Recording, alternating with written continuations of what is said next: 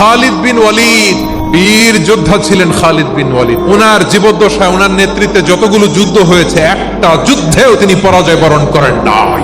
কিন্তু তিনি ইসলাম ধর্ম গ্রহণ করেছেন অনেক দেরিতে, অষ্টম হিজরিতে। অষ্টম হিজরির আগে উনি মুশরিকদের পক্ষে লড়াই করেছেন। উনার হাতে কত মুসলিম সাহাবী যে নিহত হয়েছে হিসাব নাই। উনি উহুদের যুদ্ধে মুসলমানদের যে পরাজয় ভাব, কঠিন পরিস্থিতির মুখোমুখি উনার কারণে পেছন থেকে এমন অতর্কিত আক্রমণ করেছেন, মুসলমানদের কচুকাটা করেছেন। বিষ্ণুনবী টার্গেট করে রাখছে, তুমি আমাদের মুসলিমদের এত ক্ষতি করলা, তুমি যখন মুসলমান হবা তোমার দিয়ে আমি এমন কাম করামু। অষ্টম হিজরিতে আল্লাহ তাআলা হেদায়েতের নূর দিয়ে ওনার হৃদয়টাকে উজালা করে দিলেন। বিশ্বনবীর টার্গেট ফুলফিল হলো। ওই যে টার্গেট করে রেখেছেন আর দোয়া করেছেন, খালিদ বিন ওয়ালিদ যদি মুসলিম হয় তাকে আমি মিলিটারি চিফ বানাবো। বিষ্ণু ইসলাম উনাকে সামরিক অভিযানে প্রেরণ করেছেন। ওমরে ফারুকের সময়কালে তিনি চিফ অফ মুসলিম মিলিটারি মানে মুসলিম সেনাপতি হয়েছেন। খালিদ বিন ওয়ালিদ ওনাকে বিশ্বনবী একটা উপাধি দিয়েছেন, আল্লাহর খোলা তরবারি, ওপেন সোর্ড অফ আল্লাহ।